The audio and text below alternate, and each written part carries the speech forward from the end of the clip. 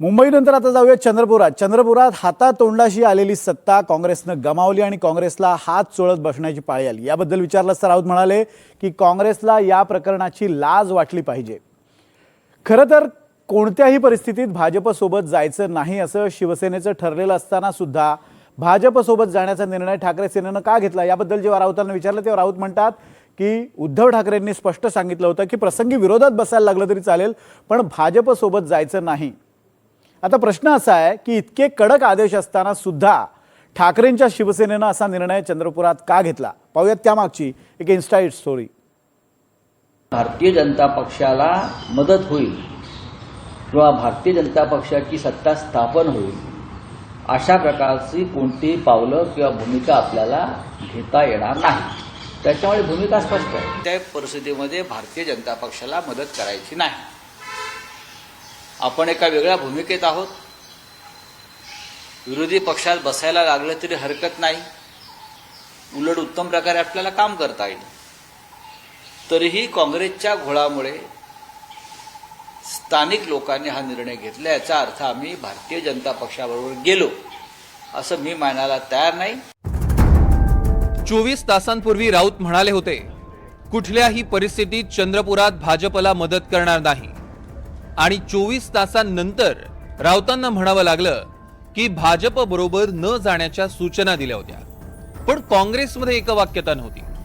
आता या 24 तासांमध्ये जे गरकन फिरलं त्याला राजकारण म्हणतात। 2022 मध्ये शिवसेना फुटल्यानंतर गेल्या जवळपास 3.5 वर्षात ठाकरेंची शिवसेना आणि भाजप कधीही एकत्र आले नव्हते।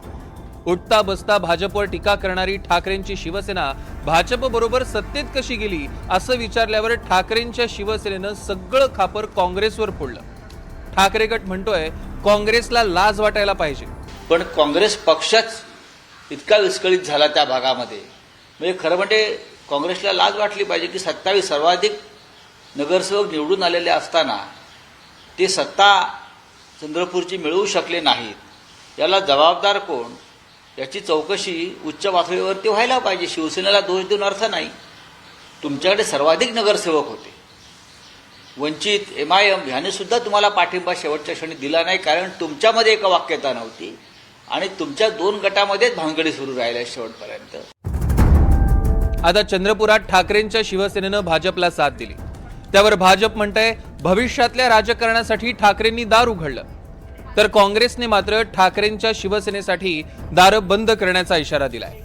ठाकरेंच्या शिवसेनेनं जे चंद्रपुरात आमच्या सोबत केलं तेच परभणीमध्ये आम्ही ठाकरेंसोबत करायचं का असा काँग्रेसचा सवाल आहे। परभणीला वचपा काढण्याचा हा विषय नाही। परभणीमध्ये महाविकास आघाडी म्हणून आम्ही निवडणूक समोर लढलो, तिथे उभाटाचे जास्ती नगरसेवक आहेत, आमचे कमी आहेत। तर अशा परिस्थितीमध्ये आता आम्ही चंद्रपूर सारखंच परभणीला वागायचं का असा एक प्रश्न यातून स्वाभाविक स्वरूपामध्ये निर्माण झालेला आहे। नाही, आता चंद्रपूरच्या एका निर्णयामुळे अनेक महाराष्ट्रातल्या काही ठिकाणी असे प्रसंग निर्माण होतील, पण आम्ही त्याच्यावरती एकत्र बसून चर्चा करू। चंद्रपुरात शेवटच्या क्षणी भाजपनं महापौर बसवला, त्यासाठी ठाकरेंच्या शिवसेनेचा आणि भाजपचा 2.25 वर्षांचा महापौर पदाचा फॉर्म्युला ठरला। उद्धव ठाकरेंना सांगूनच सगळ्या घडामोडी घडल्या असा ठाकरेंच्या चंद्रपुरातल्या नेत्यांचा दावा आहे। ठाकरे गटाचे गटनेते संदीप गिऱ्हे मंगळवारी सकाळपर्यंत काँग्रेससोबत जाण्याच्या प्रयत्नात होते, मात्र सकाळी वडेट्टीवारांसोबत झालेल्या बैठकीत महापौर पद आणि सत्तेतल्या वाट्याबद्दल कोणतंही ठोस आश्वासन न मिळाल्यानं ठाकरेंच्या शिवसेनेनं भाजपसोबत जाण्याचा निर्णय घेतला। ठाकरेंच्या शिवसेनेला 2.25 वर्षानंतर महापौर पद आणि स्थायी समितीत स्थान अशा 2 महत्वाच्या अटी मान्य झाल्यानं ठाकरेंची शिवसेना भाजपसोबत सत्तेत गेली।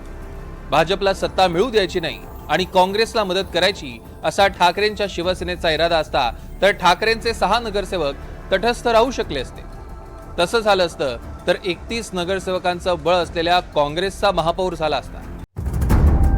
हे सगळं ठाकरेंना सांगून सवरूनच झालं, त्यामुळे भाजप सोबत जाण्याच्या निर्णयामुळे स्थानिक नगरसेवकांवर पक्ष नेतृत्वाकडनं कारवाईची कुठलीही शक्यता नाही। चंद्रपुरातल्या नेत्यांवर कारवाईबद्दल संजय राऊतांनी चकार शब्दही काढला नाही।